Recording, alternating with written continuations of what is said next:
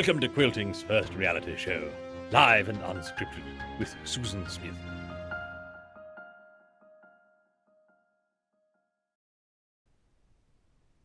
Hello and welcome to this episode of Live and Unscripted. Credits for that little introduction go to our son, Will. He loves doing these different voices and dramatizations for me, and I love hearing them.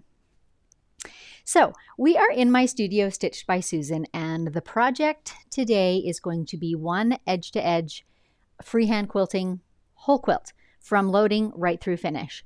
And the design that I'm going to be quilting is one I've only done once before, so it's pretty new in my repertoire, and this is kind of an ongoing thing for me. I'm inspired by fabrics or sometimes by upholstery or hotel carpets or whatever the case may be. And in this case, it's kind of a tropical banana leaf, palm leaf, sort of, I think closer to a banana leaf. Anyway, you'll see as we go. So part of the process today is I'm going to be quilting maybe a little slower because it's not as automatic yet for me, traveling from one motif to another. And so I'll spend a little time feeling my way around. So you'll get some sense of that. It's not a very large quilt, so it won't take too terribly long. So the idea behind these episodes is, it's in the title, Live and Unscripted. This is real time. You're seeing me work through the whole thing, and no unfortunate events are edited out. So if there's thread breaks, they show. If there's tension issues, you get to see what I do when I work with them. And I feel like this is so beneficial, especially if you're a novice in your quilting. It's not something that you see other people doing very often. So my intention is to let you come into my studio and see what it really looks like. And because I'm a talker and an explainer, I tend to talk and chat while I'm doing these things, chat about why I do things, what my choices are, and where we're going next. And I think all of that, I know I would have appreciated it as a beginner quilter, so I hope that you do too, and I get lots and lots of good feedback from you all, so I appreciate that, and I'll keep bringing it to you because it seems to really be helping. So what I'm going to do this morning, I think, is I'm going to go ahead and get started loading because this is something I do often, and I won't talk so much about what I'm doing as I'm going to tell you about something new that's on the horizon and some of the other places where you can find me if you're interested in following along and having more quilting connections. So let me get a sip more of coffee in, and then we're going to get started. There will be time, and I'll actually take pauses from time to time to read your questions and put them on the screen so everyone can see them and talk about them and answer them. It's really helpful if you put the letter Q in front of your question, and that way Dave can actually Q, he's telling me. That way Dave can actually search for them and get all the questions and not have to just scroll back through the free feed in order to hope they catch his eye. So just put the letter Q in front of your question. That's really helpful, and I'll do my best to answer them. All right. So I'm going to put my glasses on and get started loading and chat with you about a few more things. So a couple of places that you can find me. One is if you're just looking for a little entertainment while you're working in your quilting studio or possibly on your laundry. I have a podcast, and it's called Measure Twice, Cut Once. And it is sometimes just me talking, but more often it's interviews with other quilters and just hearing some of their stories. So you can find that at podcast.stitchedbysusan.com. I also have a masterclass, which is going to be launching again in not too many weeks. And it is a 6-module comprehensive deep dive into this world of freehand edge-to-edge quilting. So within those modules, I introduce you to my method of practicing that I think really advances skills rapidly, much better than just doing the same thing over and over again. That's kind of the premise of the course. And then I walk you through and demo and break down step by step over 30 different designs. Introduce you to some of my favorite tools, that sort of thing. So if you're interested in that, be on the lookout. More information will be coming in my newsletter over the next couple of weeks. And the next round of the class will be starting in early November. And there will be workshops and free things leading up to it. So be on the lookout for those.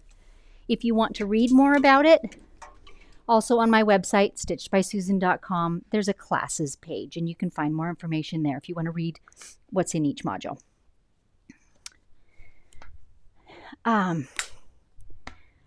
We should probably dive into the new thing, right, Dave? I don't know if I can talk about that new thing while I'm doing this this work, but I'll try to. I have launched something brand new, and just a day or two ago, I am beginning a membership. And this is a way for those of you who love this type of content of these shows. It's more of it. And it's more me walking you through things like case studies or challenging quilts, or maybe bonus live and unscripted, or guest teachers, all these sorts of things.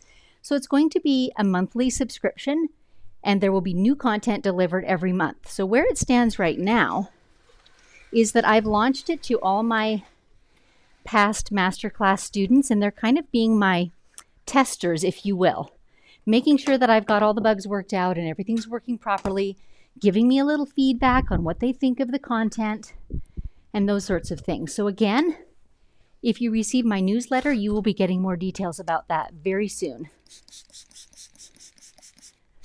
And I do love doing these YouTube style shows where everyone is welcome, and I'm going to keep doing those.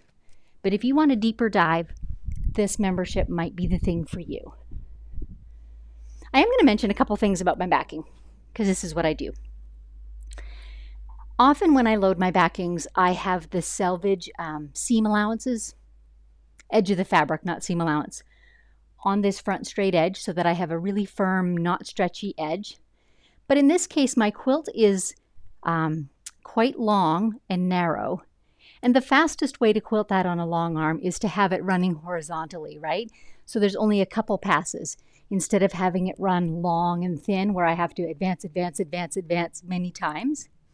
So I've opted to turn my backing this way. So this is not a right or wrong, a black or white decision. This is totally up to the quilter, because I do now have a seam that's running from top to bottom, and that's somewhere I'm going to have to pay attention to make sure it's not pulling up or tighter on my roller. So you'll see as I roll it on, I'm going to put some pressure on that to smooth it out. And now I've got my selvages on the outside edge. So I'm just going to pay attention. It's very possible to load it either way, totally up to the quilter, but I'm going to pay attention as I'm rolling it to make sure that it's smooth.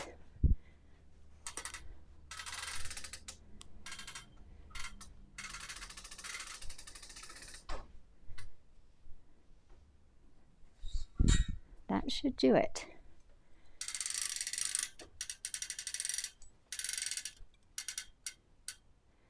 These are options that you have, and in my opinion, it's not always one way or always the other way. It's whatever suits the particular quilt that you're working on. And my spritzing of water, by the way, was just to relax the wrinkles. This quilt was mailed to me, and so there were folding creases. And I don't iron quilt backings as a rule. I simply give them a light spritzing of water and the creases relax enough that it's smooth enough to quilt. And I save all the time of ironing. And honestly, even when I'm using width of fabric, and you know how that fold in the middle of fabric is really sharp, even that crease I don't iron out. I just spritz it well. It's a real time saver.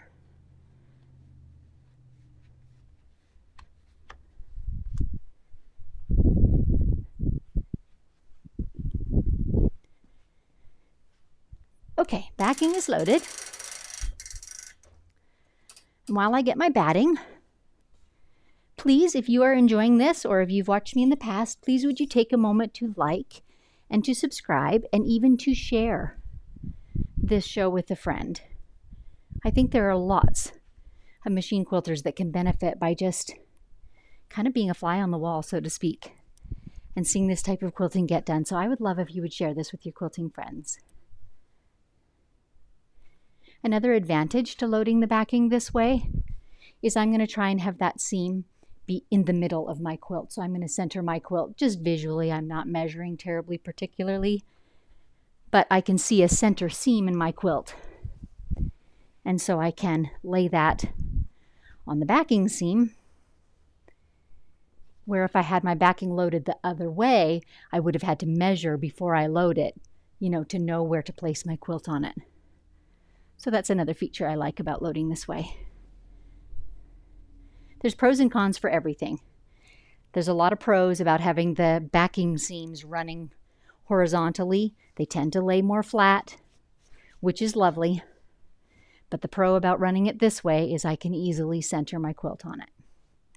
So I mentioned in the description that one of the things I'm going to be talking about and working on today is just a little bit of ruffling in the border. I'm not sure if you can see that on camera. I think you can a bit. There's just a little fullness going on in the border. And I know I've done this before on these episodes, but it is such a common thing. It happens on so many quilts.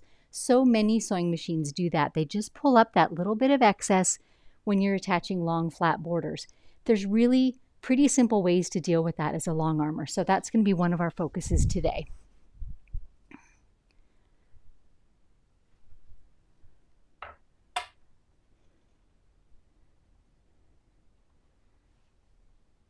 So I was going to tell you guys why I've been busy and didn't get a newsletter out last week. And now I find that I have time to talk because I realize this morning, Dave, I've got a cord problem. I'll keep talking while he looks at that. I'm bumping something right there. He'll make an adjustment and I'll keep talking. I realized that I didn't get my thread actually changed and ready for today. Are we going to have to move it then? Okay, hang on guys a sec while we measure our cord here and see if it's long enough to quilt. I think we'll be okay. Yep, we are okay. All right, I'm going to go collect my thread, you guys, and I'll talk to you about what my last 10 days or 2 weeks has entailed. I have been flying all over the country, and I was in Southern Ontario to visit family and also to attend a family wedding. And so I got to see Niagara Falls, I got to see the CN Tower. So lots was going on. But in the meantime, by and large, it's just me here at Stitched by Susan. And so one of the things that fell through the cracks was I did not get the newsletter with the notification of today's episode up. However, many of you are regulars and know where to find me and know that I'm going to be here the first and third Friday of every month.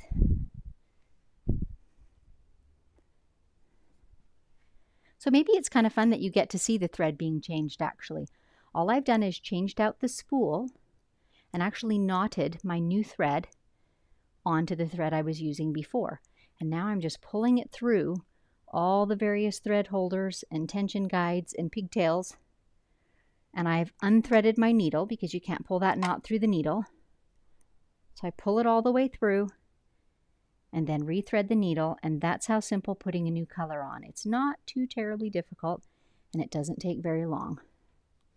I'm using Isacord 100% poly thread in kind of an eggshell color. And I'm just looking at this and wondering, you guys are getting to see me really on the fly today. I'm just wondering if I shouldn't put a pale, pale green on here instead. Let's get out a couple spools of thread and think about that for a minute. And I'll show you my thought process there. Just going to grab a few different things.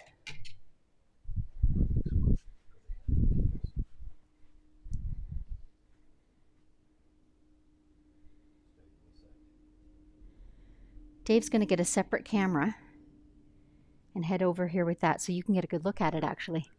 Oh, you're going to get all wobbly. I'll move Lucy the long arm. Okay, I've got a couple spools here. And what I've got threaded on the machine is an eggshell, which I love the eggshell because it seems to blend really well and almost pick up what it's laying on. But look at this super pale yellow or even this pale green. And I like to actually pull out a yard or two of thread and puddle it and kind of move it around on the quilt top. And I quite like that soft green. So you know what? I'm going to keep talking. You guys can ask any questions you do have. And I'm going to go wind a spool or a bobbin of this and load up the pale green thread on the machine. How's that? You are seeing me make decisions on the fly today. And you're seeing Dave wobble with the camera. But we're okay with that, aren't we? Okay, so I said that I'm using Isacord 100% poly thread, and what I'm doing right now while I'm off camera is just setting up a second bobbin to wind. I already have one wound, which I will load, but then my second one will be ready on my freestanding bobbin winder when I'm ready for it. And that way I can use the same thread top and bottom on the machine, and I like to do that.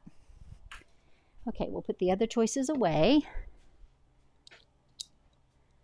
So we've got the pale green in the bobbin as well.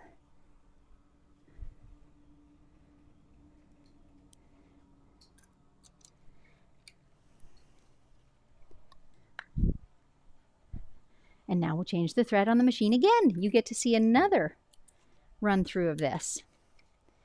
So it's fairly quick. You can see that I'm just clipping off my old spool, tying on my new spool.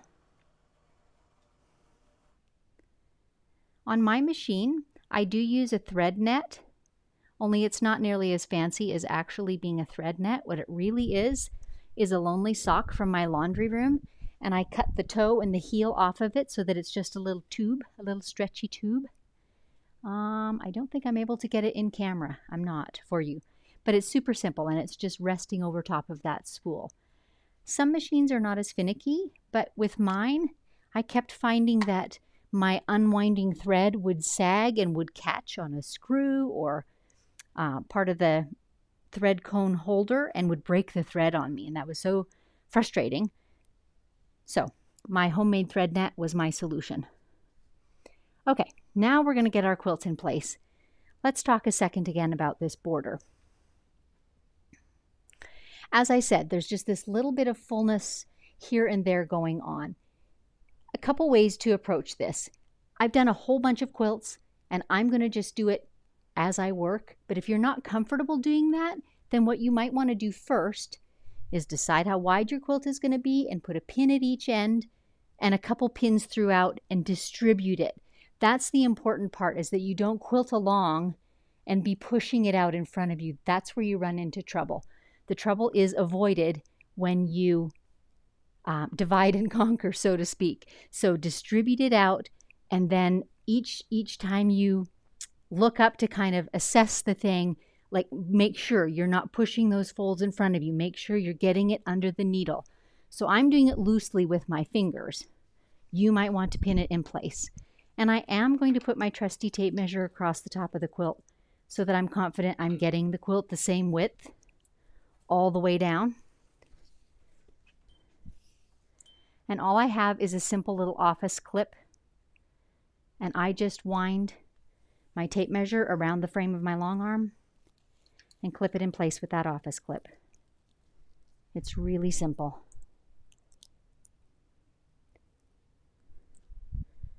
And then I take note of what my measurement is on this side and what my measurement is on this side.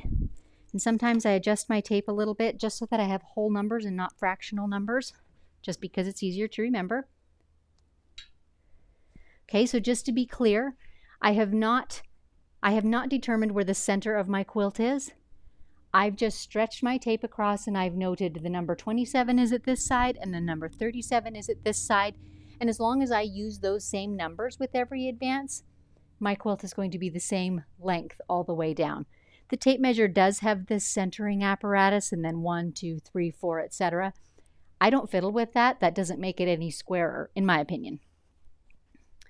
So now I'm just eyeballing it. I'm just visually looking, is this line straight? I don't want to have it stretched out at the corners. Same at this end. If that is so, I'm ready to start basting. Now, Mr. Producer says there's a ton of questions. Let's have a look at those a minute. Sorry?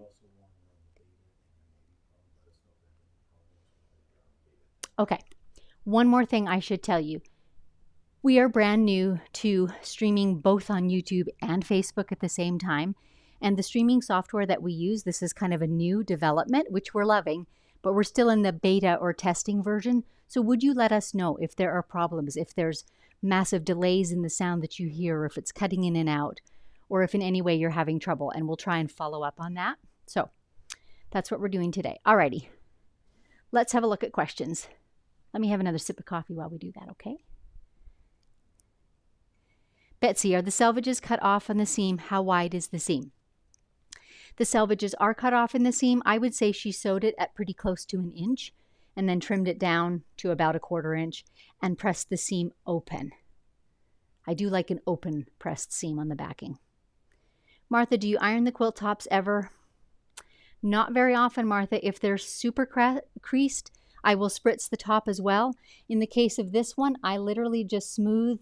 There's a couple little pleats in there, and I just smooth it open with my hand and then quilt it down. Sita, middle seam to one side or open? It is open.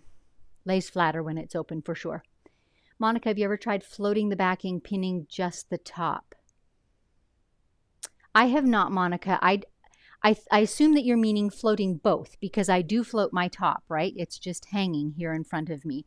I don't think that I would trust the results floating both, because there would be nothing anchoring them. Having the back rolled on and anchored allows me to smooth my top on front of it and know that it will stay in place. If they were both floating, how would you know? Seems a little chancy to me.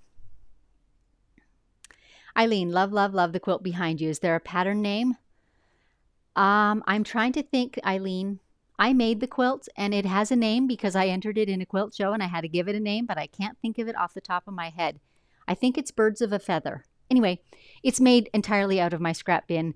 There is no existing pattern, I'm sorry. Sue, what bobbin winder do you use? Currently, Sue, I have a no-name brand off Amazon. My machine is a Gamel, and when I purchased it, it came with a Gamel bobbin winder, but it was worn out. So I have the same base, and I just put an Amazon winder on top. I couldn't tell you off the top of my head what the brand is. I'm sorry. Juliana, can you tell us more about how you store your thread? Do you have 2 spools of each color, a bobbin for every color? Oh, lots of questions. Let me talk about that while I'm quilting, okay? That's it. All right, let's get started basting. And after the basting, I will come back to talking about how I store thread. So this quilt maker, and her name is Jane, she ran what I call a victory lap around the outside edge of the quilt, which honestly on a flat border like this isn't critical because this is not going to stretch much, but it's really nice when you have lots of seams that come out toward the edge of your quilt. It's really nice to have that line of basting stitching that just holds everything securely. And what I'm doing is using my channel lock to keep the line perfectly vertical, or in this case, I'm changing it now, perfectly horizontal. And I'm literally straightening my quilt to match my straight stitching line. Does that make sense? So you'll see me making adjustments to the fabric. That's because I know the stitching line is straight. So I'm literally going to adjust my quilt to fall under the needle as straight as I possibly can. I'm also putting some pressure on the side that's already been stitched. And what that does is just pull the unstitched part under the needle just a little faster. And that is what's going to take up this ease. And every so often I'm looking ahead a foot or two to make sure I'm pulling in that excess as fast as I need to, that I'm not pushing it out in front of me.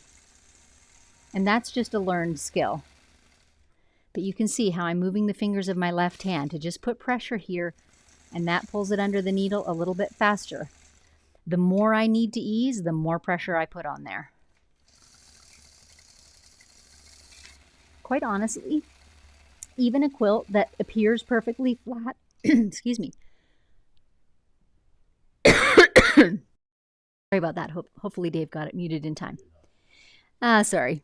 Anyway, I was starting to say, even a quilt that seems perfectly flat, if you just stitch along the top without doing anything, the fabric will push ahead because the hopper foot is hitting it and it's just working its way over. So I always have my left hand up here manipulating that fabric a little bit.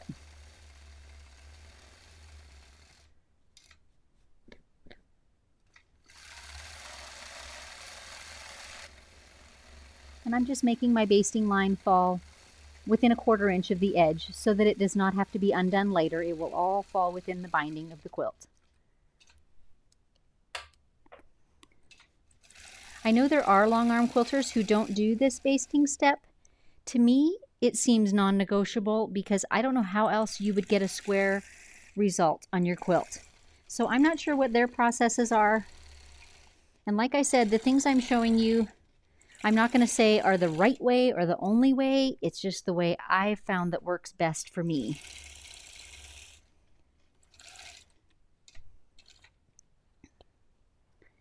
So I basted as far forward there as I can go. And now, looking at the big picture, we've got 3 sides of our quilt top are secure. And I'm going to stand and kind of visually look at my seam allowances here, my seam lines, make sure they're running nice and straight. When they are, I'm going to put my magnetic bars up, and they're going to hold this 4th side of the quilt nice and secure. And then I'm off and running with the quilting. One more. There we go.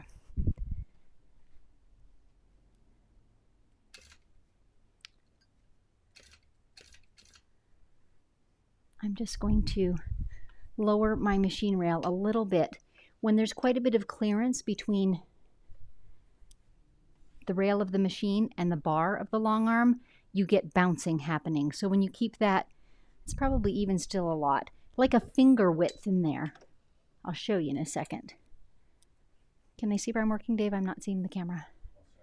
So right in under here, I can just tuck my fingers underneath this rail and my long arm bar, and that's just enough.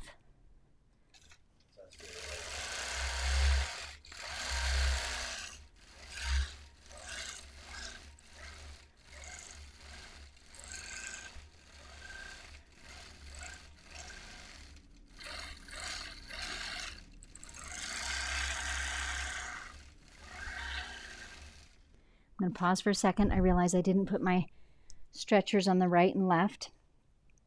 It's an interesting phenomenon. When you have quite a lot of backing on the right and left, I don't feel like these stretchers are as critical. Somehow the quilt seems to stay out more smoothly. But if I only have a few inches of leeway, I always put them on. So if it's going smoothly, you may see me doing the shortcut of not putting these on the next pass. But for this first one, I will. This is my typical process. And all my loading devices, by the way, are the Red Snapper brand. The little red rods that I loaded the quilt backing with initially, and these stretchers.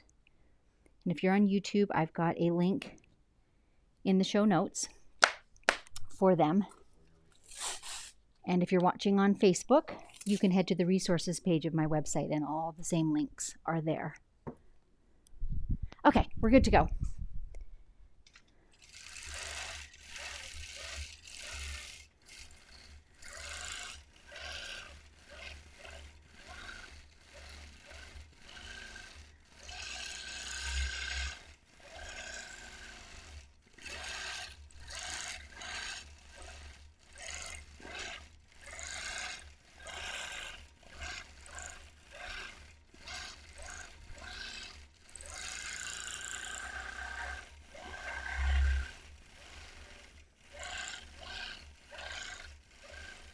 I mentioned that this is a design I have not quilted often, so I'm going to quilt without too much talking for the first little while until I'm sure I've got my thread path, my quilting path sort of fixed in my head, and I promise Juliana I will come back to talking about my thread storage.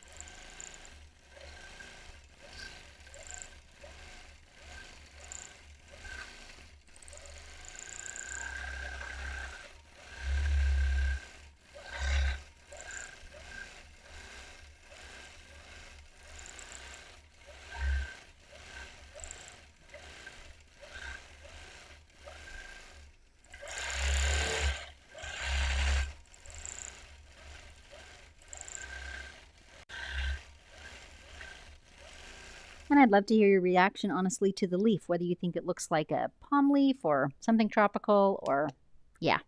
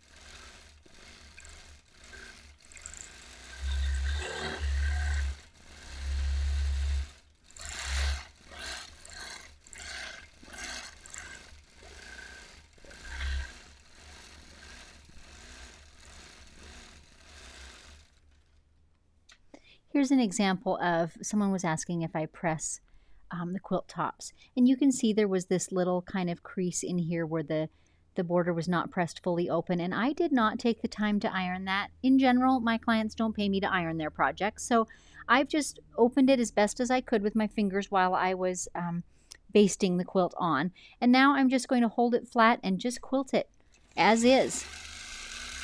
And in my experience, that will look totally fine when it's all said and done.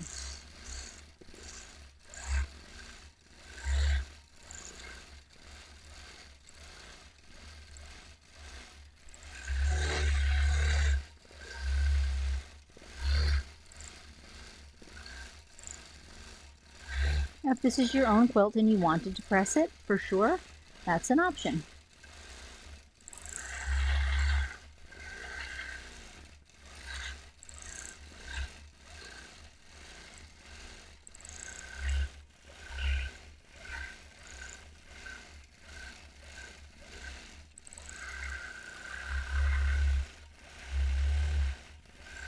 Okay, I think I've got my thread path down enough that I can talk and quilt at the same time.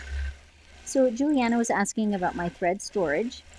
Do I keep 2 spools of each color, and bobbins pre-round and so forth? I don't know if I'm remembering all the questions. But the answer is yes. For any color that I use repeatedly, I do keep 2 or more spools on hand so that I've got one free to wind the bobbin. That may or may not be practical for you depending on how much quilting you do. And I'll be honest, early on when I was just getting started and maybe didn't know what colors I wanted to have on hand or how much I had to invest in thread, I did not always keep 2 of each. So it's also an option to estimate how many you think you'll need and wind them in advance. So this quilt will definitely take 2. It might even take 3. So what I would have done is wound 3, just in case. And that's a way that you can have just 1 spool of the thread until you know for sure it's one that you love. Over time, I've worked out about, I probably keep 50 colors on hand at all times. And I have a lot of grays, I have a lot of greens. Those are just the ones that seem to be so versatile. Tans and creams, lots of those too.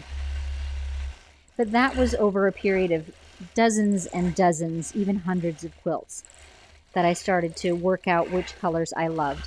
And I think that's a little bit different for everyone. Like, I'm happy to share my colors, but it depends. If you're doing your own quilts, it depends on your style of quilting. If you love Civil War colors, you might have, the rich tans and the golds. If you love contemporary things, you might have more aquas and pinks and magentas. So that's very personal. I quilt for a lot of different people, and so I probably have a pretty eclectic set of thread colors. Covers a lot of bases.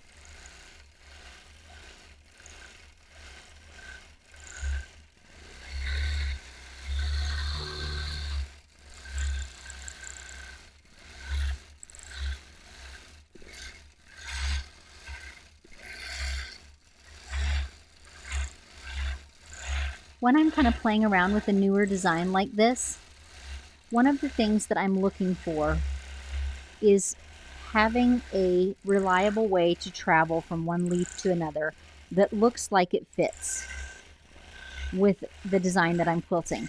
And I'll be 100% honest with you, I don't know that I'm happy with this one. I'm basically just branching out into a long stem whenever I've got to travel, to another starting point for a leaf.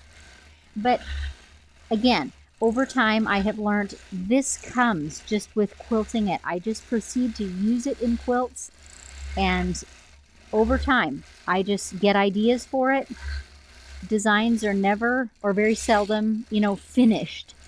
I'm always improving, always looking for a better way to transition or to move around the quilt or to fill in awkward corners. That is one of the things actually that I focus on in the masterclass that I was talking about earlier, is those elements. I think if you're going to be a freehand quilter, they're really important, because the most common hesitation in people is, I get stuck in a corner. How do I get out of awkward places? And the answer is you work out these kinds of transitions. And they just come with practice and with quilting a design over and over again. It often evolves.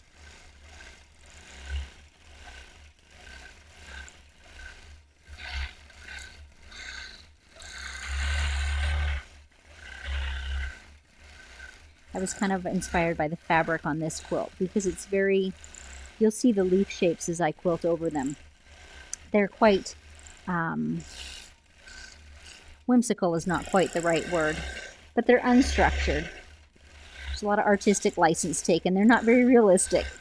So these quilts are just kind of random. They're very casual, and I think that suits the feel of this quilt.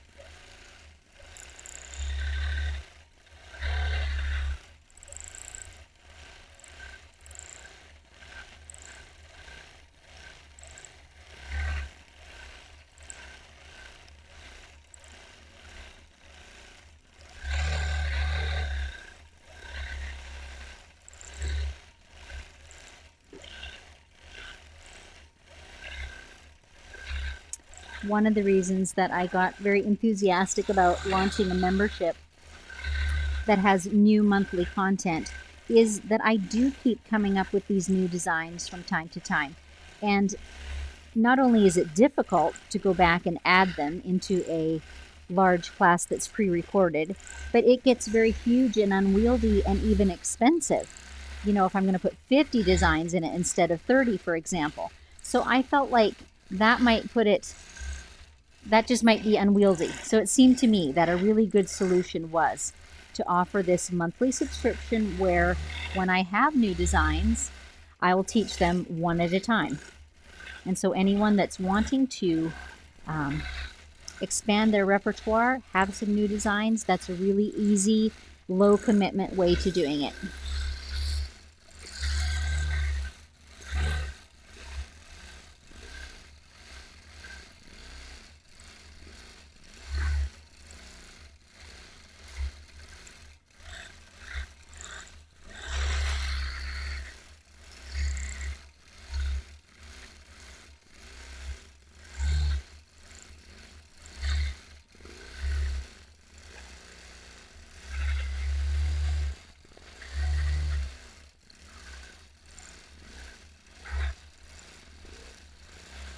Those of you who are here often know that I frequently like to quilt in constant mode on my machine, which means the needle is moving at a fixed rate and I'm responsible to move the head of the machine around evenly and smoothly. That determines stitch length.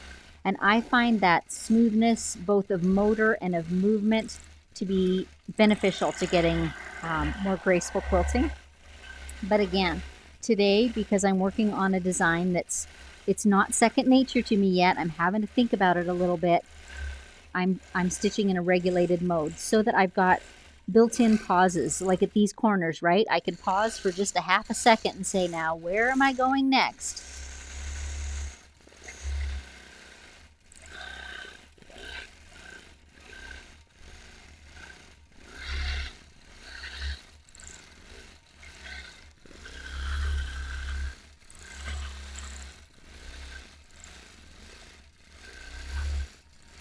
You got a funny shaped leaf there because I stuck it in a spot that was really too thin. But in the scheme of things, that's just going to look like one that, an animal maybe nibbled on, and it's a little misshapen.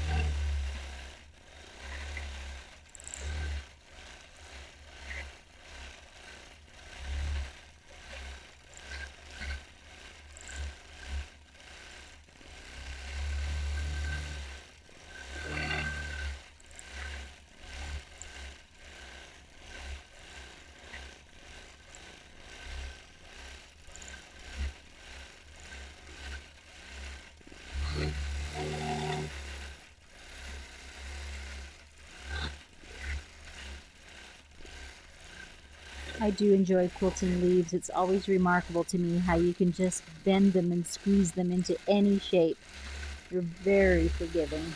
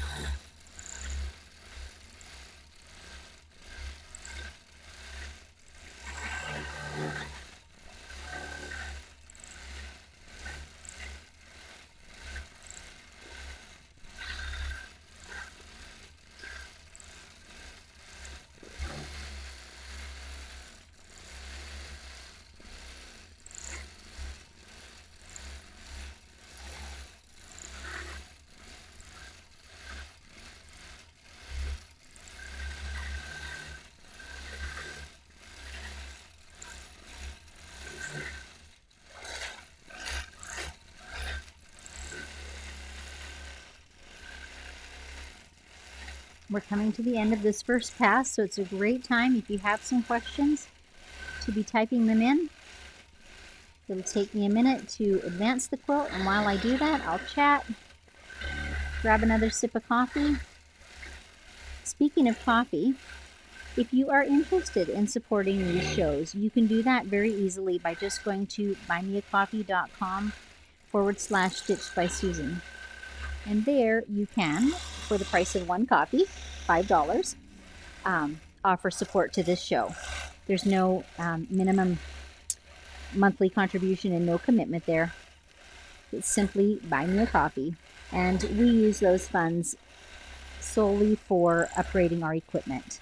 So over time, we've added cameras, we've added computer monitors, lots of cables and routers and those sorts of things that I can't even identify, quite frankly, but Dave says we need. So that's what we use the Buy Me a Coffee Fund for, and we sure do appreciate your support. Many of you have been so generous there. Couldn't do it without you.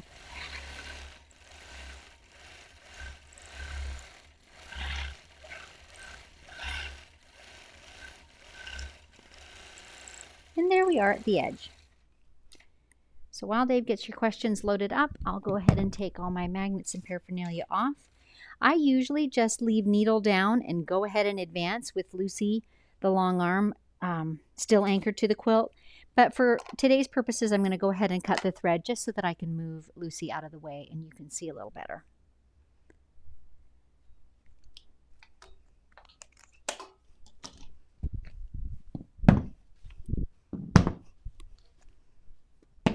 These magnets too are listed on the resource page of my website and in the show notes on the YouTube channel. But they are just from a hardware store, and so they can be found almost anywhere. But in case you can't find them, I did list them. Is that too far, Dave? Are you unable to see by the roll? I would go a little bit if you can. Okay. So my Lucy has a 26-inch throat, which means I have a very deep quilting space. But for you guys' sake, so that you can see over the rail, I won't advance all the way.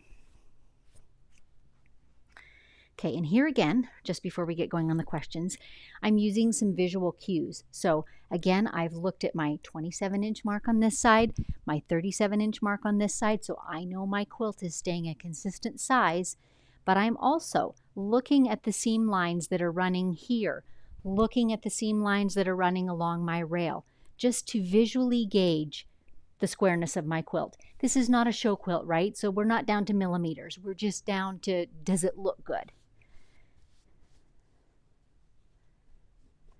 I'm even grasping the batting a little bit under there too and giving that a bit of a tug. I might do it a little more. It just seems like it's a bit rumply under there. So another option is, you know, just to fold the quilt up so you can see a little bit and just give that a little bit of a tug.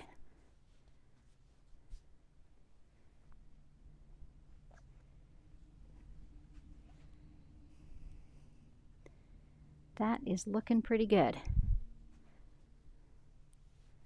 Yeah, there we go. And on this edge, I'm just going to move Lucy a little bit more so you can see me a little better. I see that there's a little bit, it's a little bit long right here, and we're not talking a lot. We're talking, oh, Mr. Producer's going to move the camera. Bear with it while it wiggles. I just want you to be able to see what I'm doing because this is one of the topics today. I'm going to be pulling up this excess, which we've already talked about.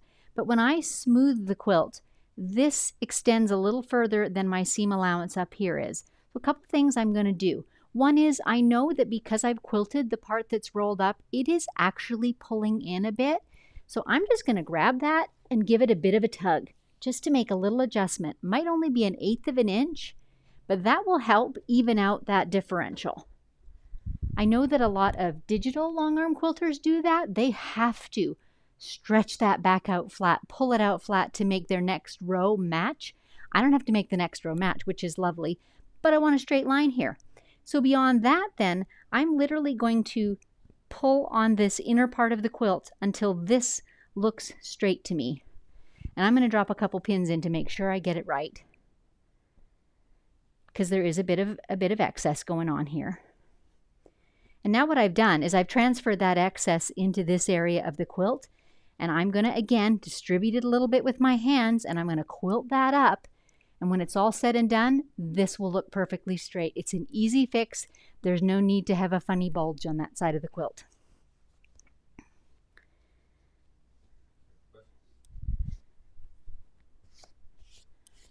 Okay, I think I've got it all squared away. I am ready for questions and a sip of coffee. And I am standing well away from the quilt. Annetta, what are those bars? They're magnetic bars. They come from a hardware store. They're the type that you would hang knives on in your kitchen or tools in your garage, perhaps. They're just 1-inch magnetic bars. Of course, you have to have magnetic rails on your long arm for that to be effective. Pilar, do you or your clients pick thread color? How do you discuss thread color with those that mail in a quilt? It varies. I have an intake form, and they can specify if they have choices like match the yellow in the quilt, or I want something very light. Or they can ask me to call them and discuss, or they can say, you choose. And I do whichever one they want. Sue, did you pre-draw this on your plexiglass to figure out the path first? Yes, I did. And I've already quilted a baby quilt with it. So first was the plexi and drawing it out with the wet erase marker. Second was trying it on a baby quilt. Third is putting it on a larger client quilt. Susan Clark, I missed the design, so sorry to ask. I think we're going to call it Banana Leaves. It's brand new, so it didn't have a name. Oh, my husband's telling me there was a conversation about these leaves. We want to be anatomically correct. There's a palm leaf. He's showing us a picture. Okay, it's not really a palm leaf, is it? But there's more than one palm, because not all palms look like that. Okay, here we are. Oh boy, we're getting closer. But it really has the lobes in it. So apparently this is a banana leaf photo. So I'll tell you how I came up with the idea. I was looking for a tropical leaf, much like this one you're seeing now. And what plant is that? This is, they have it in the comments. You guys are something else doing my research for me. I really appreciate it. This is, hold on, I'll go back. That's a pretty good one too. We could quilt that. That's another great idea, actually. This is Dave, are they seeing what I'm seeing? yes. Okay, good. No. Okay. So let me tell you what's happening. Dave's got a whole bunch of images, like clip art images flashing across the screen. Yeah, I've seen the images. Oh, okay. So that last one with the kind of jagged lobes. It's called a philodendron leaf. You know, it is much like that. But my inspiration, I was working on a quilt that had very tropical, and it had lions and safari animals and things like that on it. And so I Googled, I think I started with palm leaf, and then I went to banana leaf. And I Googled clip art banana leaf. So all these images come up. And, you know, some of them are botanically correct. And many of them were very stylized, right? And that's kind of where I went, was to the stylized ones. So it's not exactly like anything, but that was how I found it. And that's often how I find inspiration, especially for leaves, because you can find drawings a dime a dozen. They're everywhere. Diana, how do you determine the density to quilt? I mean, Generally, Diana, it's determined by like what is the quilt used for. So when I'm doing something that's like a couch quilt and within my particular price range for what I call light edge to edge, you know, that can mean anything from 1/2 or 3/4 of an inch to 2-ish for spacing, right? So there's no areas bigger than 2 inches that are unquilted in my quilt. And there's, other than maybe where they come close to each other, there's not really any 1/4 inch quilting, right? So that's kind of my starting off point. Jane, any suggestions on how to keep the motifs about the same size? I often find my leaves or whatever getting larger or smaller as I move on. I actually do have a suggestion for that, and my students will recognize this, but I'm giving it to you. For me, I get larger and larger and larger as my quilt advances if I don't pay attention. For some people, you get smaller and smaller and smaller. So I've kind of gotten used to paying attention to that now, but a way to work around it is have a piece of paper or a plexiglass board, and when you quilt it the first couple of times, draw it that size on your piece of paper. Set that piece of paper beside you, and every time you advance your quilt, refer back to it. And you'll see what the size was in your first one that you quilted, or generally. D and Tex. Sounds like you have your stitch regulator on. Is that because of the stops and starts of the pattern? Not really, Dee. It's more because this pattern is not yet second nature to me. I haven't quilted it very often, and it gives me some little pauses to think, where am I going next? Do I want to go left, right, up, down? So it's just giving me the freedom to pause as I get more comfortable and more, you know, second nature. Quilting this design, I'll probably take my stitch regulator off because you know I love to quilt without it. Shelby, I'm so excited for the membership service and the upcoming round of the masterclass. Any guesstimates on when we can expect to be able to join the membership? I absolutely do have a guesstimate. So 2 ways. Number 1 is on the 15th of September, it's going to be available to all my newsletter subscribers with a little special bonus attached to it. And then October the 1st, it's going to go to the general public. So on my website, if you sign up for anything like my all over feather class or any of the pop-ups that happen when you're at my website, that will get you on my newsletter and you'll be the next to know. Right now, as I said, it's just available to my current students. They're doing the trial run and the testing for me. So, alrighty, let's get quilting, folks. So next step is going to be to baste the edges again. Doesn't matter whether you do left or right side first. And I'm using the same method that I used at the top of the quilt, which is to put tension on what is already stitched to pull what is not yet stitched under the needle a bit faster. I do have a bit of excess going on here, so I might actually drop in a couple more pins because that keeps me knowing how much I've got to pull in each inch or so. And then I'm going to pull that fabric under the needle. So here we go. I'm grasping that edge of the fabric and it's just easing it under the needle. Because my pins are there, I know exactly how much to pull. They're helpful.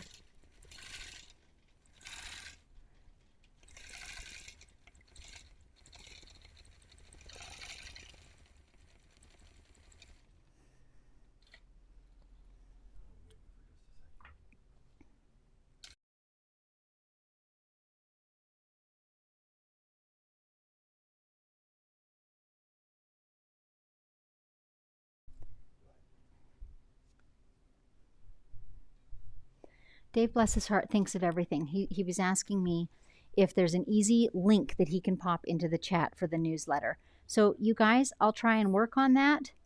But at the moment, the easiest way is literally go to my website and there's a pop-up. I think it happens in 3 seconds. And I think it's for a little freebie that I'm offering. But that will get you on the newsletter. And you'll get the freebie too. If you happen to be watching on Facebook right now, the main picture on my Facebook page talks about an all over feather mini course. And if you click on that picture, it'll take you to a sign up link. And any of those ways will get you onto my mailing list. And I will try and have a direct link ready for the next live and unscripted episode, just to make it easier for you guys. So I'm having trouble, I'm on this side. I'm having a bit of difficulty getting my red snapper leaders on just because this selvage edge has the little kind of frayed bits. So what I'm actually going to do is just put my regular ordinary clips on. And there's lots of distance in between here, so it's not going to pull, you know, a tight scallop, and they're just gentle. Like it's almost just the weight of it. I'm not pulling on my quilt, but it's just enough to keep this edge secure, because it's really hard sometimes to get those red snapper clips on if the fabric is not perfectly smooth and flat. That little thready edge can be tricky. There's more than one way to do many of these things. So you're getting to see options today. And I did mention this quilt is not very large, so we're fixing to do pass number 2, and then there will be a partial pass number 3, and that's it. So that's the beauty of loading the quilt long ways this way. If I had loaded it the other way, I would have had 4 or 5 passes. So again, more than one way. In general, when I'm quilting freehand, I alternate my directions. So the first pass, I started over here and quilted this way. The next pass, I'm going to start on my left and quilt right. That just means the things look more random and don't all point in one direction. Like I'm trying to make random leaves, but still because I'm moving that direction, they tend to point that direction. So I just like to alternate my passes. One way of keeping things more random. Actually, before I go on, hang on one sec. I'm going to check my bobbin thread. Because why not? Yeah, there's only a tiny bit left. So I'm going to go ahead and change my bobbin while I'm at the end.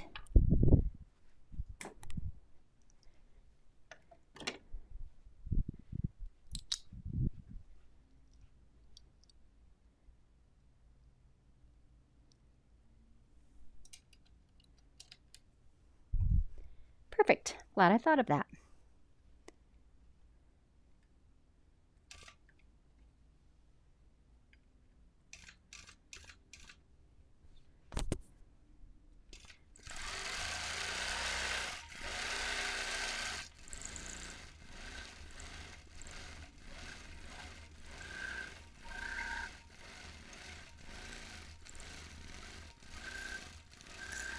For those of you who are new, I'm going to take a minute to tell you some of the reasons why I love freehand quilting like this.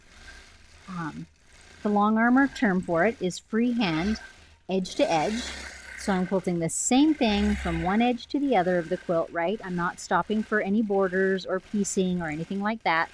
Quilting edge to edge and quilting entirely freehand.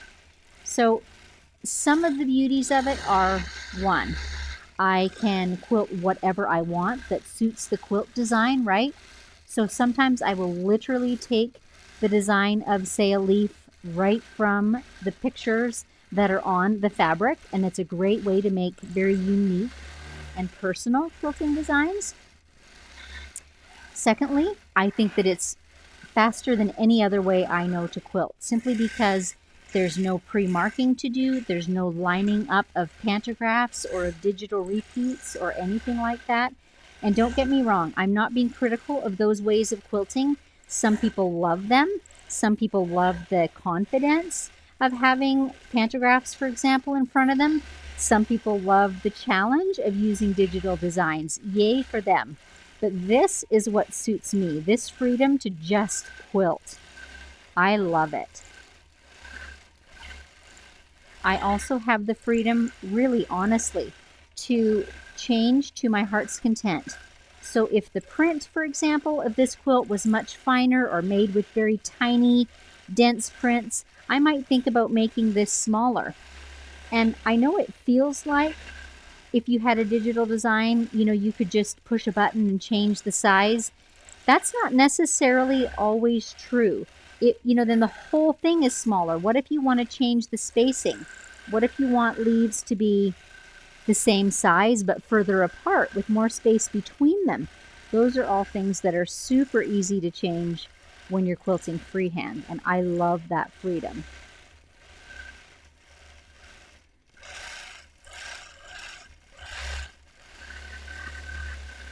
Being a freehand quilter, it kind of came as a surprise to me, because I have never in my life thought of myself as particularly artistic. I have never been a sketcher. Never. Who would think that I would love doing this?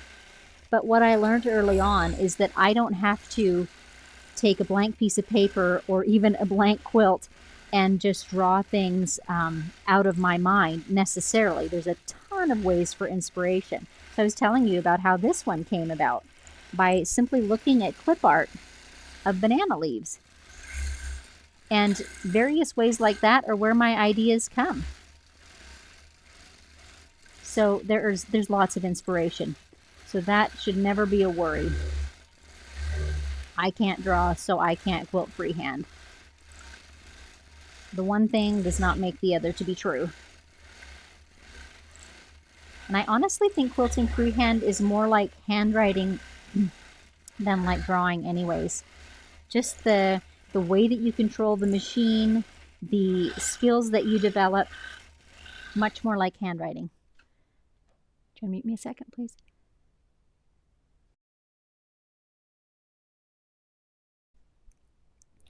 Sorry, everyone. There was just a little tickle in there. There still is. Let me get a sip. Alrighty.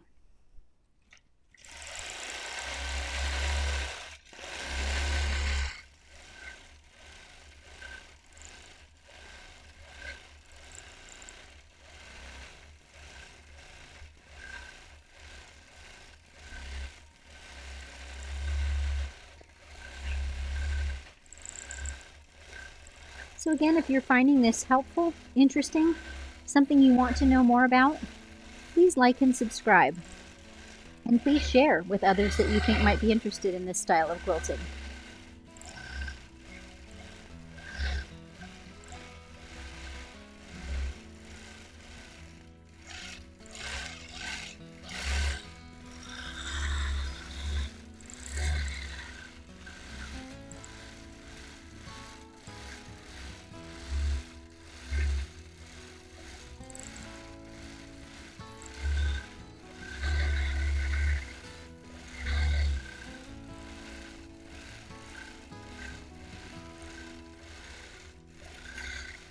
I know Dave's got some soft guitar music on for you. And the thanks for that go out to our good friend Dan, who's the guitar player and graciously allows us to use it, and we sure do appreciate it.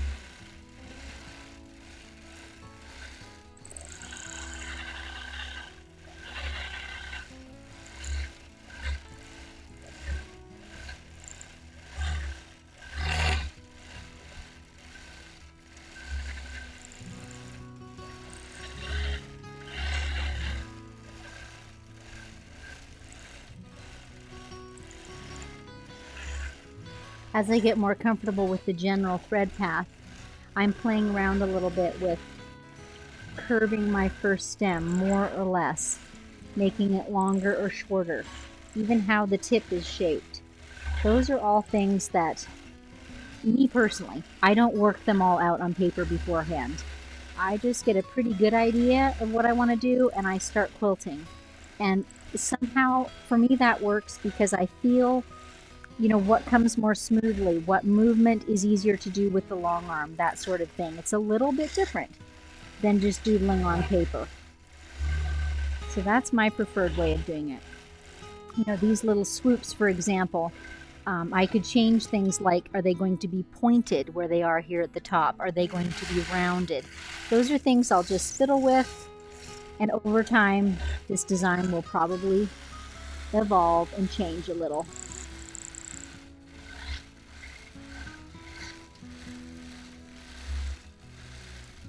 And again, not one of them is right or wrong. I might keep all those variations in my back pocket. And if I want a more formal leaf, I might put the pointy ends. And if I want a more casual abstract leaf, I might leave the rounder curves.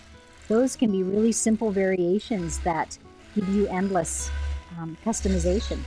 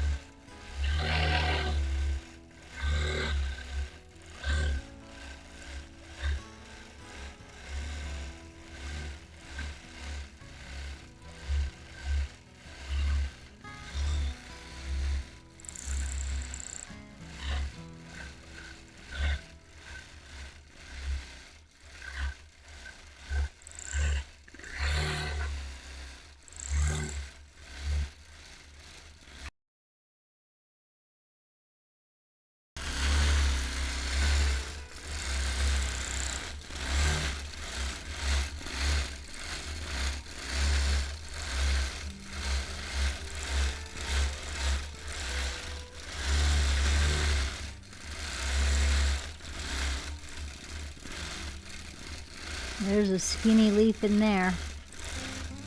But we were talking about scale a little earlier. And my decision there was made by the fact that there was a space that's bigger than any of the spaces in my leaves. And I thought, well, I've got to fill that with something. It would show up much more if it had nothing in it than if it has a skinny and rather anemic looking leaf. So that's what I put. And that's how I make those decisions on the fly.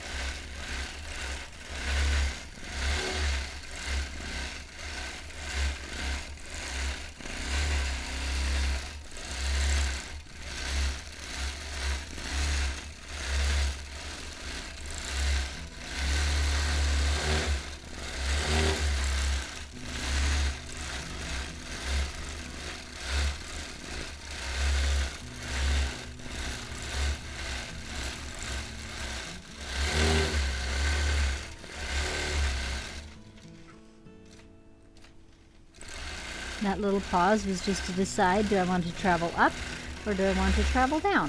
And I've decided I want to travel up. So here I go. Sometimes that pause has to be a little longer so I can duck and look under Lucy's throat a little bit and see where I'm going, where I've already quilted.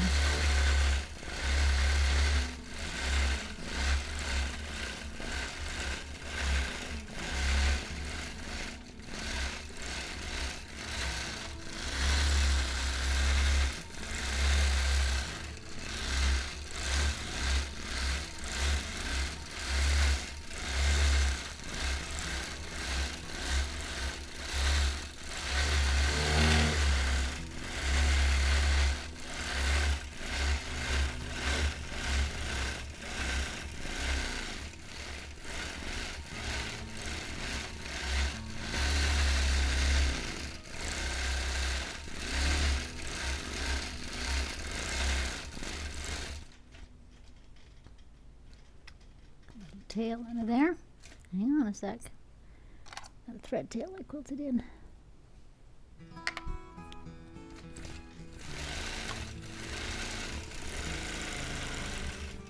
This too is the beauty of quilting freehand. Whenever there's an awkward corner, you can just put a half a leaf in there.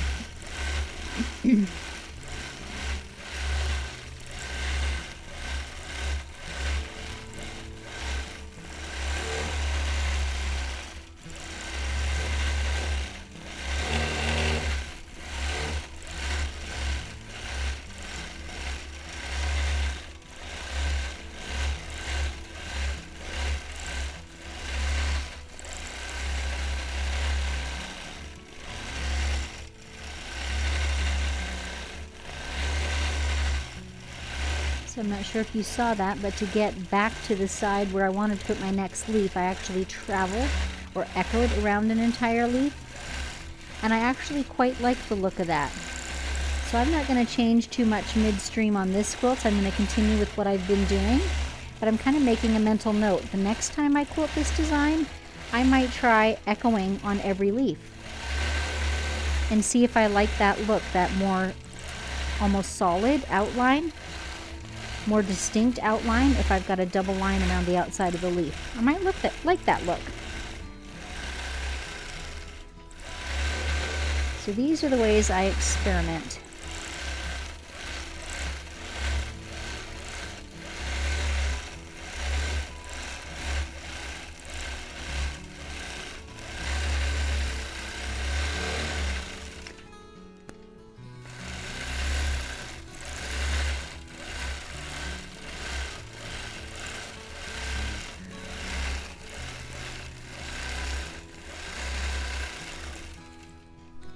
And here we are at the edge again.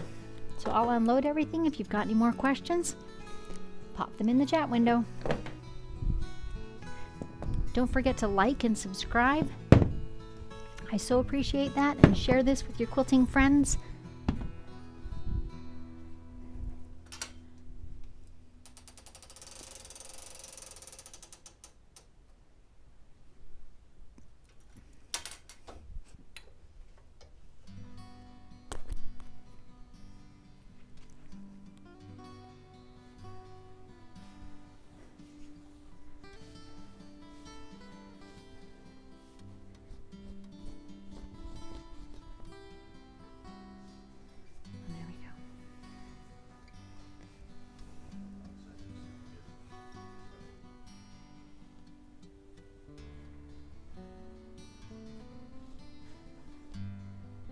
My batting is very, very close. I did measure it before I loaded it to be sure that I had enough, but boy, I don't have any to spare. So this last corner, I do see a little bit of irregularity in the shape of this outside border. So again, I'm just taking the time to kind of zhuzh, that's my favorite word, zhuzh that excess into the middle. And I'm paying attention to the seam line that my eye is seeing on this border. I don't know that it will show on camera, but if I were to pull that out smoothly, there is a distinct curve forming right here. That will be so distracting to the eye when the quilt is done. So if I get that fabric into the middle, I can take it up with my quilting, and this line will look beautifully straight to the eye.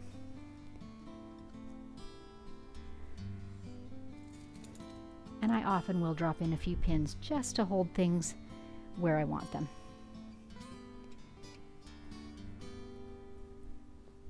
There is just a little bit that needs distributing. So, better to space it out first and drop the pins in than start quilting and find, oh, it's all running into a pleat and then have to undo it. It's quicker to pin. I think that'll do it. And all this rumply bit right here, that will all quilt in, no problem.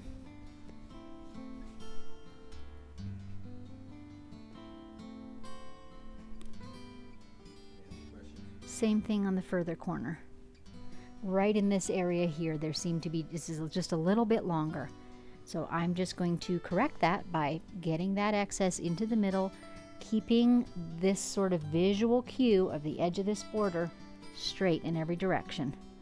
That will make the quilt look so beautifully straight when it's finished.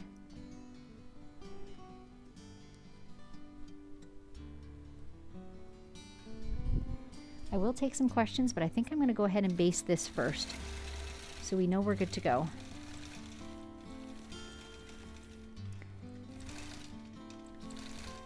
So again, I'm pulling on what's already been stitched. That pulls the upcoming fabric under the needle just a little bit faster, and that's all I need, is that little bit of ease.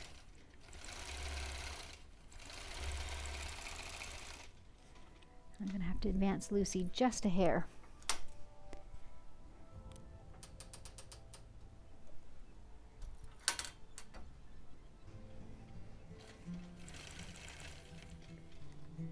And for this front edge, I do always like to put my horizontal channel lock on so that I know I'm getting a straight seam along here. Can you see how putting the weight of my finger on this side is pulling right here? Can you see that? That makes all the difference in the world. All this will get taken up without any fussing on my part, any hard work on my part, just by putting tension on the part that's already been stitched.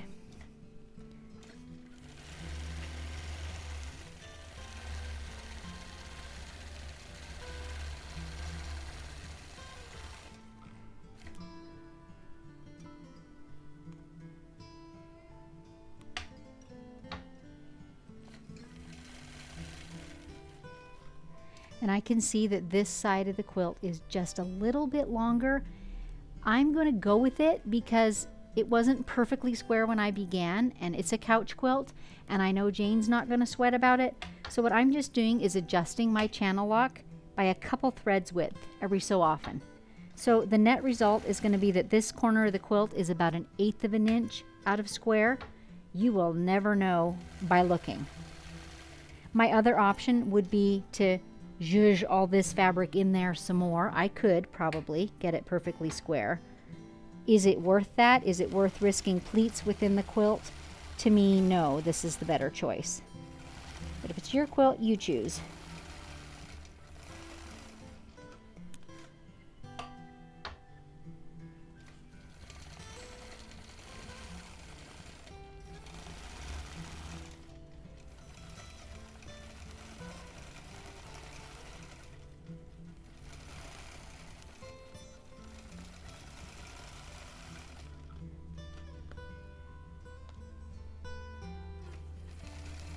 I actually found I had pulled this corner up a little bit short.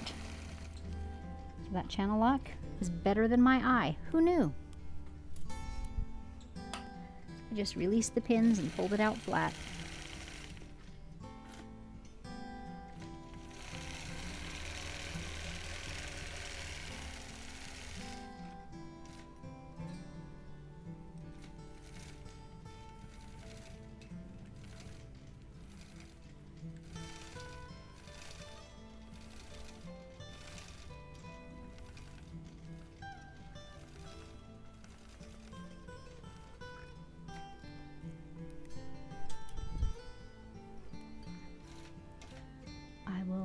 Break off the thread and I'll show you the easing that I took in here, and then you'll see as I quilt that will all get taken up. Can you see?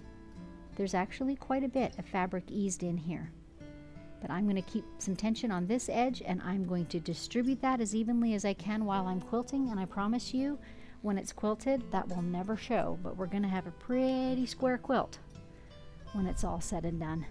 So again, one last check. Any of this excess that's in the middle, I'm just kind of spreading it out with my fingers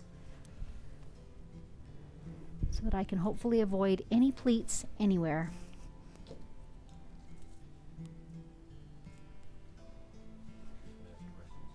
Okay, let's take a moment to answer a couple questions. And I do still have that tickle in my throat, so I'll keep sipping at my coffee, my lovely lukewarm coffee.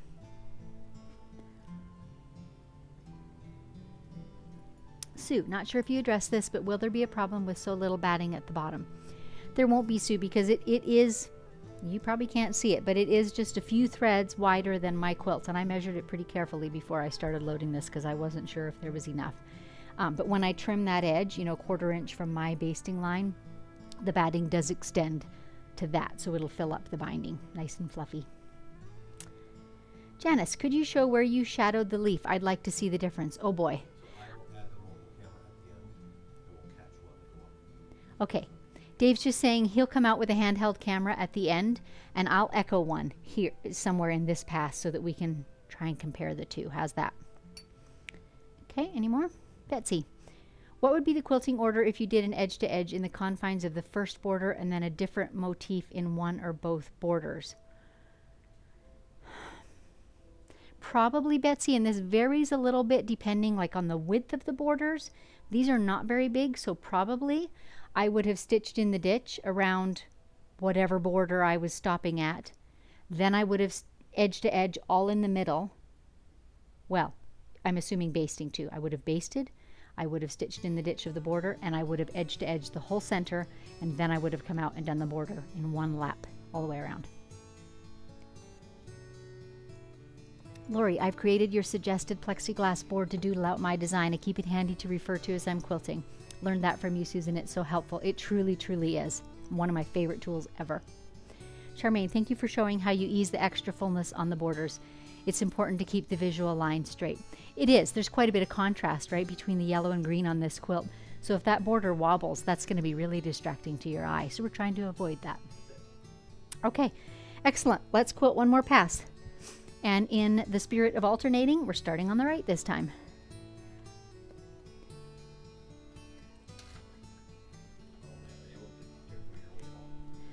I'm going to roll, yeah, I probably can't get it all done in one pass. I'm going to roll this back a bit because I can see that you guys are being hampered by the big roll. Oh, I can absolutely do more.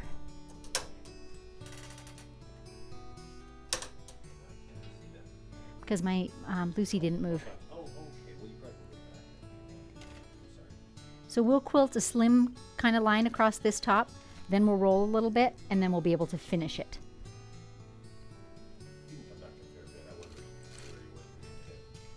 And here again, this is where the most of the excess is.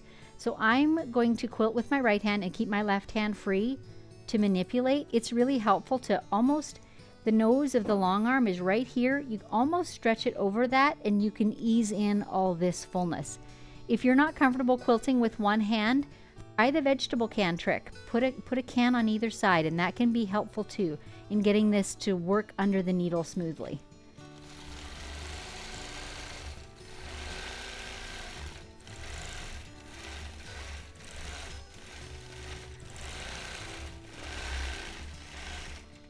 Ooh, I went backwards on that lobe of the leaf. It's a little bit of a misshapen leaf, but I think it's going to be okay.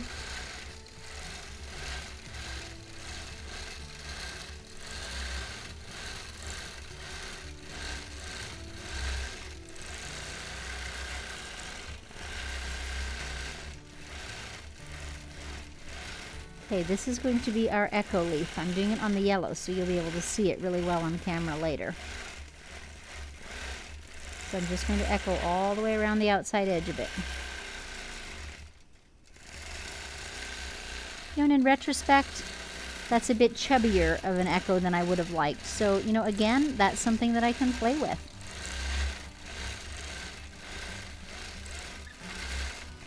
Let's do one more, a little bit narrower echo. Definitely prefer that. So we'll come back with a handheld camera afterwards and have a look at those.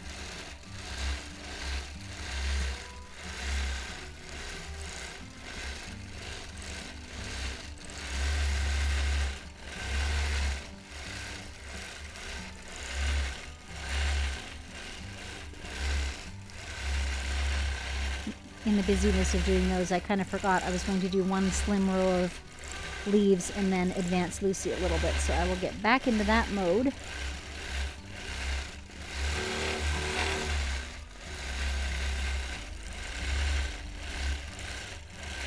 That's the downside of talking. I sometimes lose track of what I'm doing.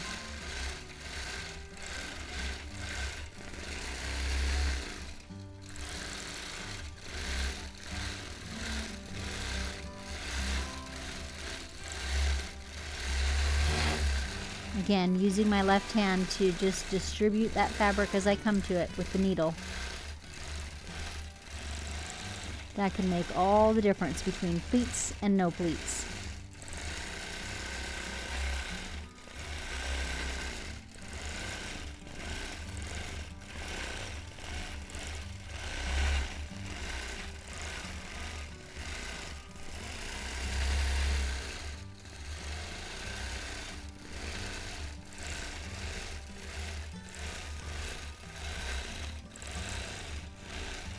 If you're working on a quilt that has a lot of this excess and you want some more tips for how to deal with that, I did a 2-part quilt a while back, and it's called Vintage Gem, and it's a double wedding ring quilt, and it had massive amounts of excess fabric that had to be taken up in it. It was very unflat. It had been hand pieced and had tight areas and loose areas. Anyway, in that 2-part series, I talk a lot about the various ways that I deal with that, you know, from choosing a design that eats it up well, to, you know, the can method, to manipulating with my hand, and I just showed more examples of how I do all those things. So if you want more details on that, check out that episode, Vintage Gem.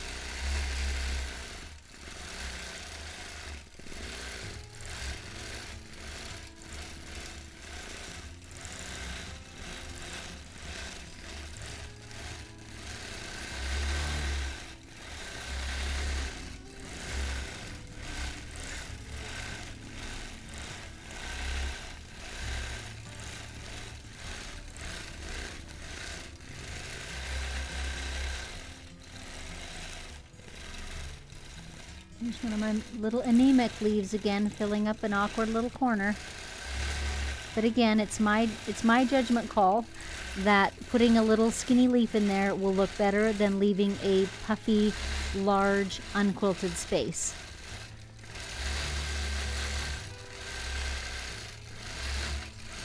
I think that the puffy, unquilted spaces catch your eye faster than crowding another little leaf in there. So that was my choice. Okay, let's pause there for just a second and advance Lucy 6 inches or so.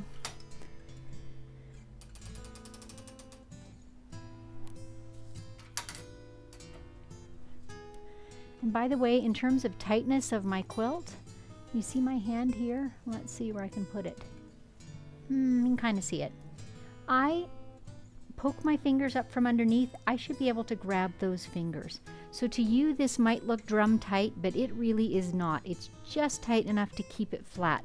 Likewise, my stretchers out to the left and right, just enough to hold it flat. I'm not pulling on the fabric anywhere.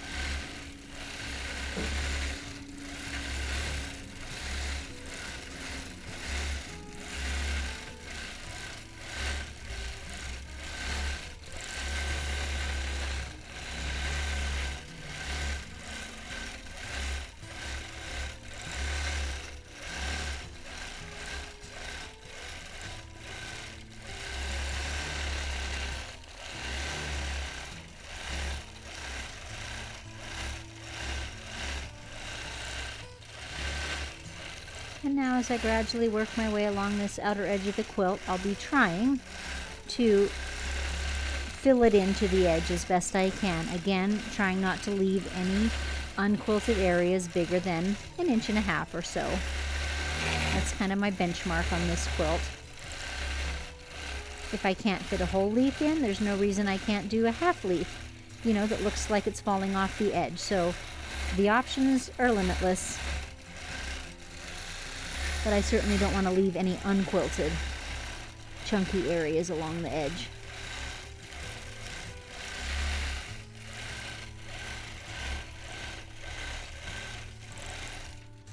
Stopping to take stock a minute. Yeah, I have to get up into here.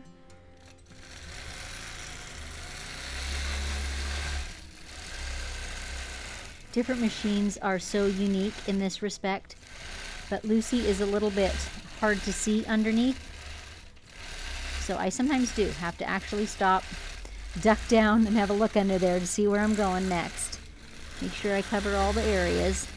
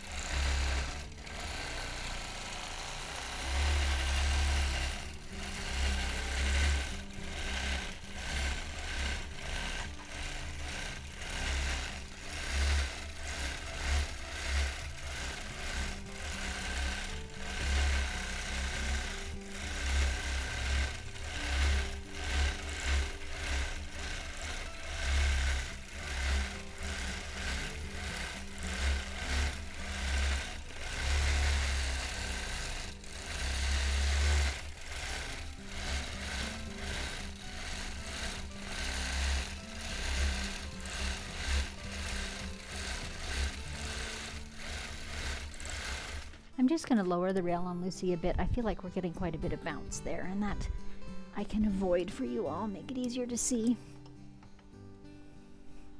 I do have to adjust from time to time because the red snapper makes a ridge, and so depending on where that snapper is located, I sometimes have to raise and then lower, but it's easy to do.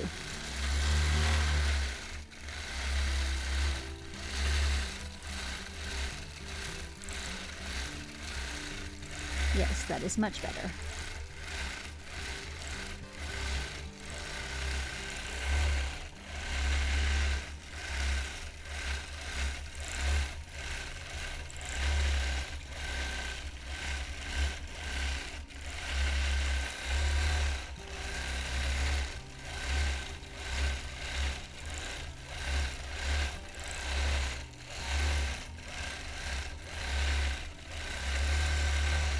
This is the last pass, so it's a great time to get in any questions if you have them about this quilt, or I'll even answer questions if you have them about the upcoming membership. And maybe I'll give you just a little sneak peek of what September holds so you can get an idea of the content. What my students already have in there is a case study So this was a custom quilt, and I was demonstrating a way to avoid, when doing ruler work, a way to avoid a lot of thread buildup where a lot of lines converge on one point. So it's a quilt that I was working on, so I just photographed and videoed a lot of what I was doing and demonstrated how I avoid that thread buildup. So that was thing one. Thing two was another case study where I was working on a quilt that was quilted in parallel lines, like just all in lines, but it had some bulky seam allowances. I wanted it to lay beautifully flat when it was finished. So it was just showing the process of how I did those things. And then thing three, which my students don't have yet, is that I'm going to do a live and interactive, much like this, quilting out of a brand new design. So I'll walk through the whole thing step by step and give doodle sheets and give instructions how I quilt a design, you know, step by baby step. And of course I do it on a solid fabric, so it's much easier to see than what you're seeing here today. So that's just a sampling of the kind of things that are going to be in that membership. It is very much reflective of the types of things that I'm working on, and just my desire to share with you all the things that I have learned or the things that I am learning that I think will be helpful to you in your quilting journey. So there will be new content every month. There's some different categories. The ones that I just shared with you are a case study, 2 case studies, I guess, and a new design. But other things might be bonus live and unscripteds. They might be live question and answer sessions. They might be guest teachers coming in and quilting and showing you something different than what I typically do. Those sorts of things. And there will always be at least 2 new items each month, and maybe more.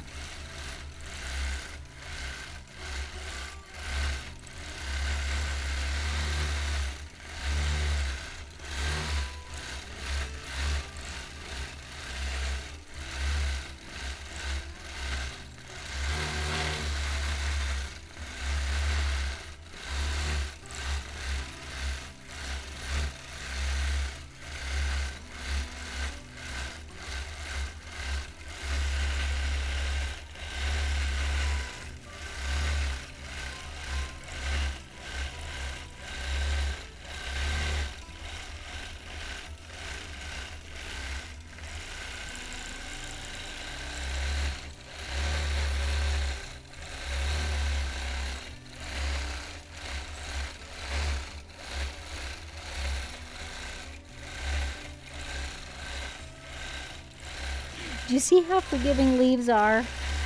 Some of these are very oddly shaped little leaves, but the truth of the matter is that's how they are in nature, so I'm okay with that. I have a general quilting path, I have a general guideline that I'm following,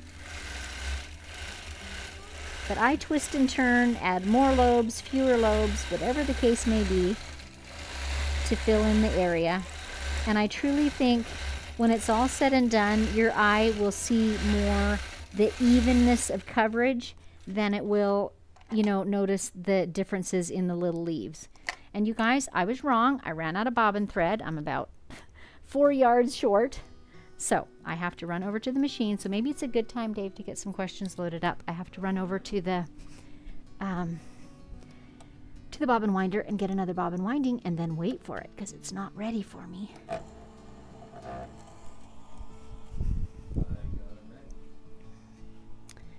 All right, let me move Lucy out of the way. Okay, last pass. Oh, ask your questions before we finish. That was the message to you.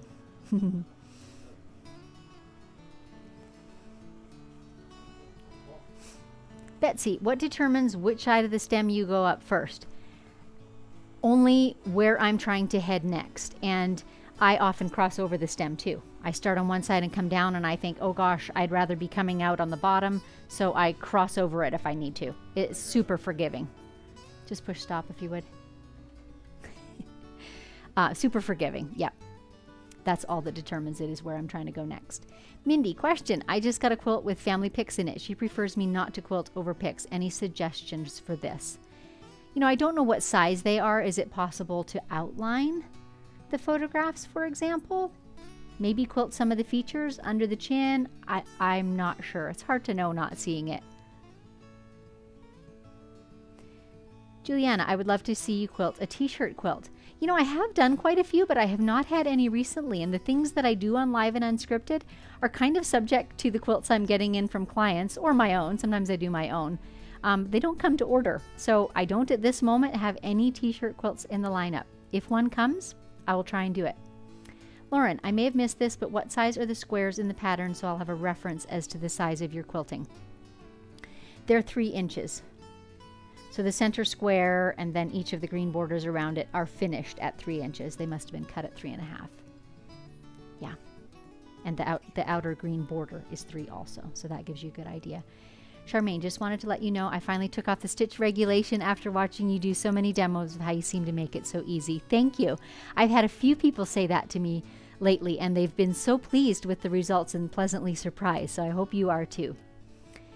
Charmaine, do you do Zoom meetings for a group of long armors? I'm a member of a group in Calgary that may be interested. I would absolutely do that, Charmaine. Maybe email me, info@stitchedbysusan.com, and we'll strike up a conversation.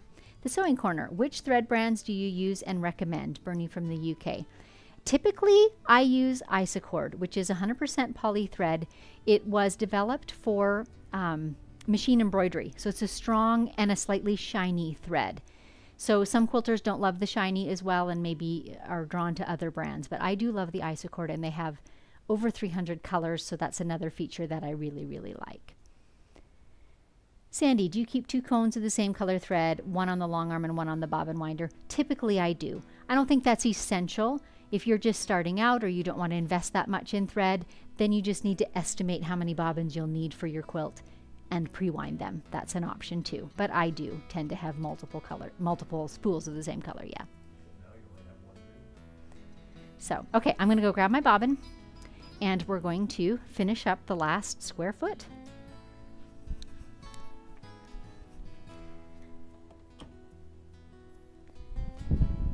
And just a little side note here, while the bobbin winder was going, it actually came to the end of that cone of thread. So what that means is the last little bit on my bobbin won't have had proper tension on it on the winder.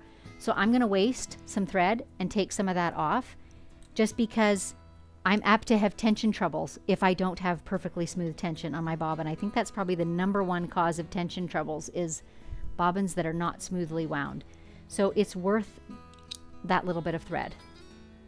Likewise, if my bobbins wind too full, as they sometimes do for reasons I don't know, and there's any resistance in there, take that excess thread off. Like, you can make your machine stitch, but you won't get a good quality stitch. So that's a little free tip for you.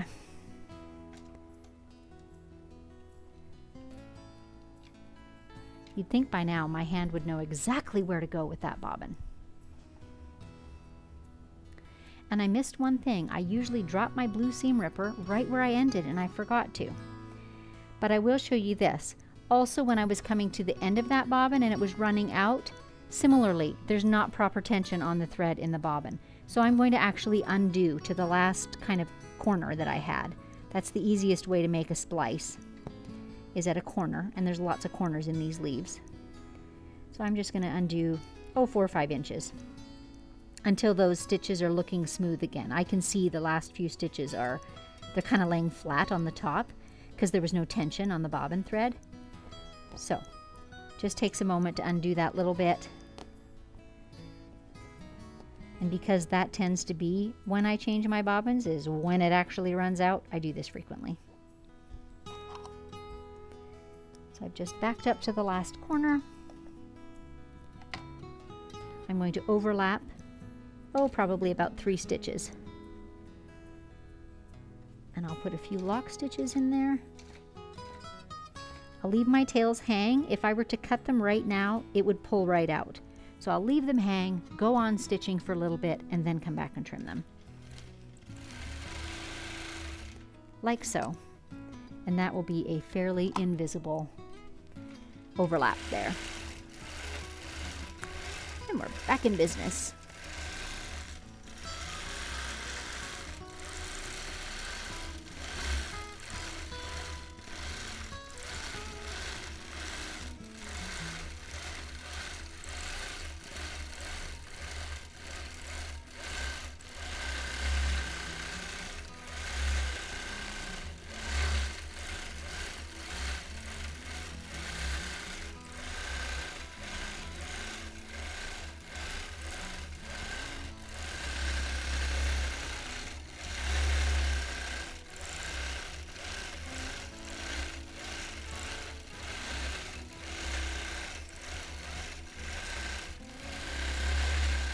If you're wanting to try this leaf out on your own, I'll make one suggestion.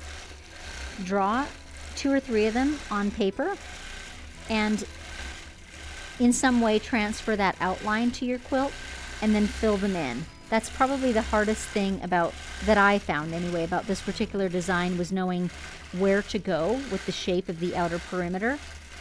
So if you need to, just pencil or chalk or marker that shape in and then fill it in with the quilting, and you'll just know where to go with the shape of that leaf.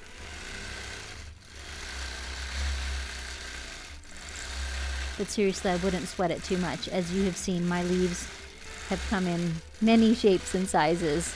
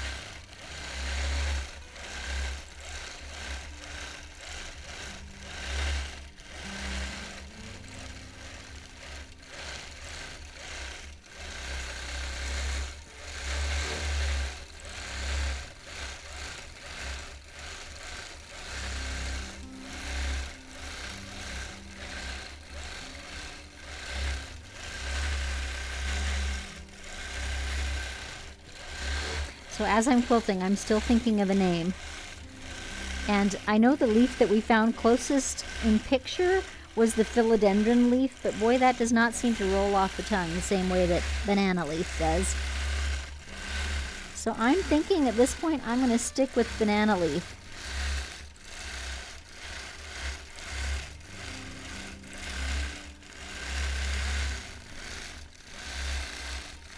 And we're tucking in one last little one as a bonus.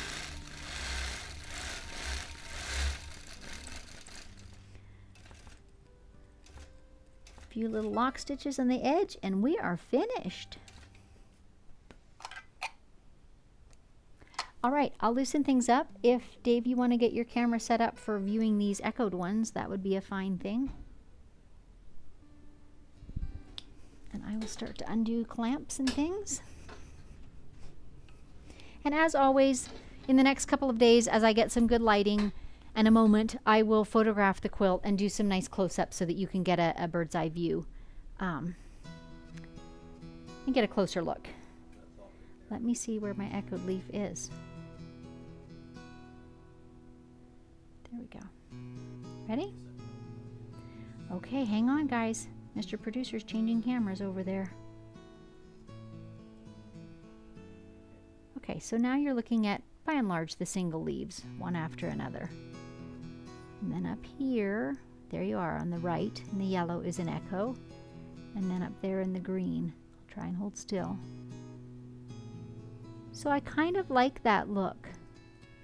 That one seems a bit chunky, a little too fat, but the green one, I know it's difficult to see. I quite like that one. And then here are the single ones again. And again, notice they're all different shapes. They bend, they curve, they're thinner and thicker. Okay, that's good, sir. We're done with that? All right. Okay. So that was the last look at it. Let me move Lucy off to the side and I will take your last few questions. So again, these live and unscripted episodes are always aired the first and third Friday of each month. They are usually one whole project like this one was from beginning to end. Occasionally some other interesting things come across my client list that we do. A few weeks ago I did 3 minis side by side. So I try and vary them a little bit and try to bring points of interest and things that I think would be helpful to you. So like, share, subscribe. If you do subscribe, you'll get notifications whenever the next episode is going live. So yeah. All right, Maria, how do you decide the size? Maria, yeah, it's just very much influenced by what the quilt is going to be used for, maybe the scale of the print in the fabric, but usually my light edge-to-edge quilting is from 1 inch to 2 about in spacing. So Let me take my glasses off so you guys don't get that glare too. Glasses, they're such a nuisance. Charmaine, I like the way all the leaves go in different directions. Very well done filling in all the areas. Thanks, Charmaine. And that just comes with practice, learning how to massage them and get them in there. Tara, do you have a favorite curved ruler? I'm doing some custom quilting and I'm looking into them. I think the rulers, well, let me preface it by saying I don't do tons and tons of custom quilting and I don't have tons and tons of rulers, but some that I like are the ones by the Quilted Pineapple. She has some, they're larger curves, and I really enjoy those. Oh, okay, apparently you guys were voting on the name of the pattern. Juliana suggests, how about tropical leaf? I mean, that would cover all the bases, wouldn't it? Yeah. Banana split. I love that. Okay, that might be the winner. Any other suggestions? Northern Sioux. The one you call chunky, how about another skinny echo around it? I don't know that I would love that. It's worth a try, but I think that one I would try on the plexi before I quilted it. Because I think when you start getting 3 echoes and they're not all the same, that would be hard to quilt accurately too. But hey, you should try it. Okay, and Sam Alberts, looks beautiful. Are you going to be at the Spokane Quilt Show? Yes, I am. Are you? I know Sam virtually. We've talked online, and she lives not too terribly far away from me, but in Canada. So hopefully we'll get to meet each other at the Spokane Quilt Show. So yes, that is coming up in October for any of you who are local. Spokane has a quite large and fairly spectacular quilt show. We're looking forward to it because, of course, we haven't had one now in a couple of years. So 3rd weekend of October, that's happening. All right. Let's see. I think that's all for this one. I am so glad that you joined me today. And remember, 2 weeks hence, I will be doing another project, 3rd Friday of the month. And what else do I want to say, Dave? Yeah, if you are looking for some listening pleasure, easy listening while you're quilting, check out my podcast. It's at podcast.stitchedbysusan.com. The most recent episode, my friend Eva and I were chatting about a quilting retreat that we were recently at. And it's not too serious in terms of tips and planning and organization, but we did talk about that and, you know, the important food groups like snacks and wine and things like that. So they're easy listening. I encourage you to have a listen there and see if you enjoy that. So, and also if you care to support this show, you can always do that at buymeacoffee.com/stitchedbysusan. You can just make a one-time contribution there if you wish, or you can do a monthly commitment, totally up to you. And that helps us to keep upgrading our cameras and our cables and our cords and all the things that help us produce this show. So thank you all to those of you who have supported. A huge thank you to many of you who come every time and watch and comment and join in. It's just like an old-fashioned quilting bee, I tell you. I enjoy every minute. So thanks for watching, and I'm Susan Smith, and I will catch you next time.